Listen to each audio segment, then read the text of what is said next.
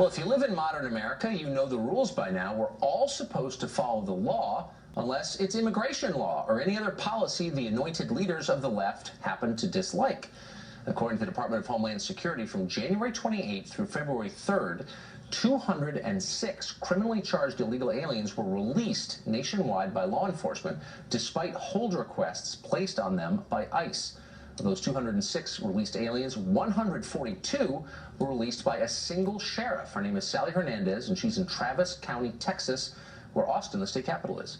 The released aliens face charges that include sexual assault, robbery, and domestic violence. It's a very frustrating situation for the governor of Texas, Greg Abbott. He's trying to ban sanctuary cities right now, and he joins us in the studio. Governor, it's great to see you. You too, Tucker. So, explain if am I explaining this right? That the sheriff, the elected sheriff, whose job it is to uphold the law, enforce the law, is in fact ignoring the law in Travis County, Texas. Is that true? That's exactly right. It's posing great danger because she has knowingly released from jail in Travis County people who've been either convicted of or accused of serious felonies such as sexual assault of a minor. She's put right back out onto the streets. This is a dangerous practice that Texas is going to hammer down. We will not tolerate this, and so we have taken action. We're going to take even stiffer action to prohibit and ban sanctuary cities in Texas. This is Sheriff Sally Hernandez, known as Sanctuary Sally. Sanctuary Sally. What's the motivation here? Why would a sheriff want to release dangerous people back to the community? Tucker, this is a part of what you've seen sweep across the United States of America. There is a liberal agenda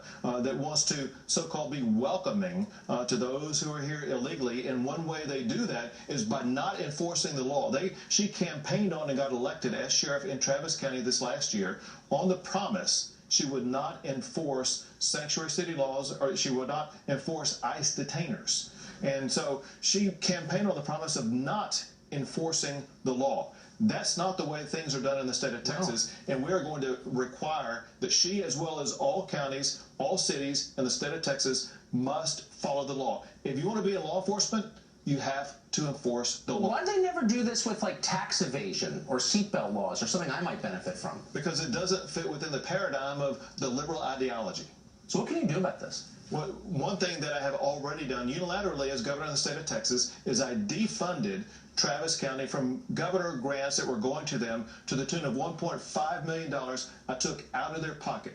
Second is we're working on a piece of legislation that will impose criminal penalties where the sheriff herself can wind up behind bars and hence be removed from office, fines that can add up to millions of dollars per year, as well as other penalties. We're going to make it so costly, so expensive, there's no way that any city or county can take on sanctuary city policies. But there also are torts involved here. So if I give you my gun and just say, hey, here's a gun, and you go rob a liquor store and shoot someone with it, I can be sued, and certainly in civil court, for that. Why wouldn't she be personally liable for the crimes committed by the criminals she released? That is one of the proposals that has been discussed. It could wind up in this final piece of legislation where either the sheriff or the public official personally could be subject to liability, or the governmental body, whether it be the city or county, could be subject to liability for paying for those who are injured. Take the famous case of Kate Steinle. Why shouldn't Kate Steinle's family be able to sue San Francisco or the county that San Francisco was in because of the loss of their child?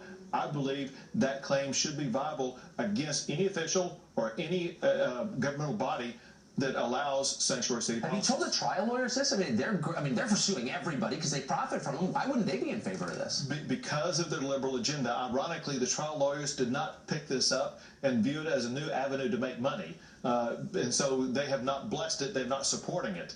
Wow. Ironically, what shows is nothing more than a liberal agenda idea. Boy, nothing is more important than illegal immigration to these people. Governor, thanks a lot for joining us. Good luck with that. Thank you.